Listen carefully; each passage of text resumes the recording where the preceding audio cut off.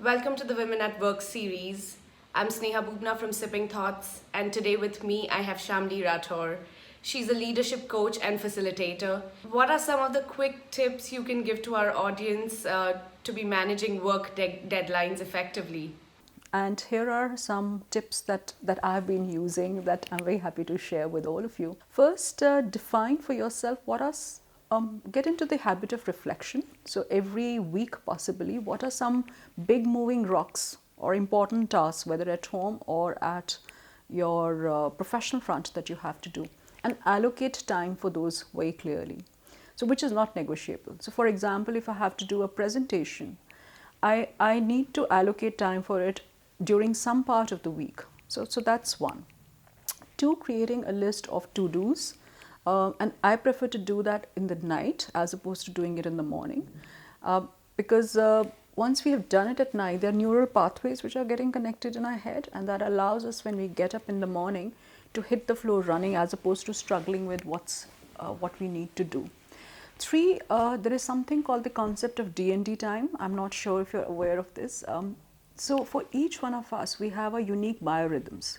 So for me, for example, I'm most productive in the morning between 7 to 9. That's my most productive time. I can get 80% of my work done in that point of time. What would be a great morning routine then that allows you to go ahead with the day fresh? I understand there's some things you already do at night instead of morning, but what can you recommend? This is different for different people. So for me, I like structure. So what I like to do is, doing some exercise, some form of meditation. I think it gives me a sense of control, and it allows me to be very positive towards the day. So what I would recommend for many of us is not look at your screen first thing in the morning. So either checking your email or checking your WhatsApp or checking your social media accounts. That's a no-no. I'm glad you brought that up because my next question is how do you limit distractions, especially when we're surrounded by things like Netflix and social media all the time. First, I want to talk about social media. So I ran a little experiment on myself. This is about 3 months back. And I found, to my utter horror, that I was spending close to 1.5 hours or 2 hours of my productive time just surfing at a LinkedIn, what's a post on LinkedIn, or can I look at something on Facebook, and without realizing there's so much of time diffusers which were happening. So very consciously now I try to look at LinkedIn very consciously, 15 minutes in the morning and 15 minutes in the evening. That's my social media go-to choice. I'm not so much on Facebook. So being mindful and trying to do it in chunks. So you chunked it in the morning or in the evening as opposed to doing it throughout the day. That's one.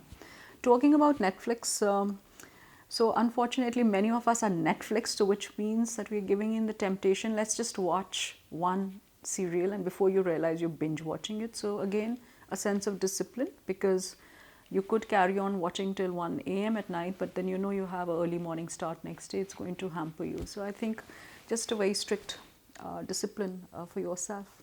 The other thing that's changed is that work has come home due to the pandemic.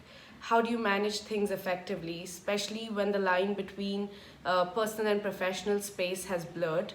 What does one do? One, from creating a structure of support and boundaries. That this is, even if you're working from home, few things you're not going to be, let's say how many bells you're going to answer or not. So who's somebody else who can maybe answer the bell, for example.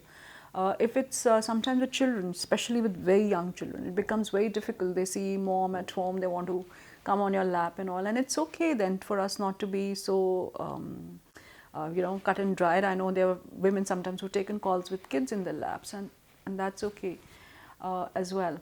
Having said that, there is no running away from the fact that this has taken a huge toll on women professionals, and therefore nurturing your own inner wellness, whether it's mental, physical, emotional, becomes extremely important. So therefore that morning routine that I was speaking about, doing something which energizes you, so physical exercise, gratitude list, keeps that little sense of balance. Thank you, Shamli, for sharing some great tips and insights on time management.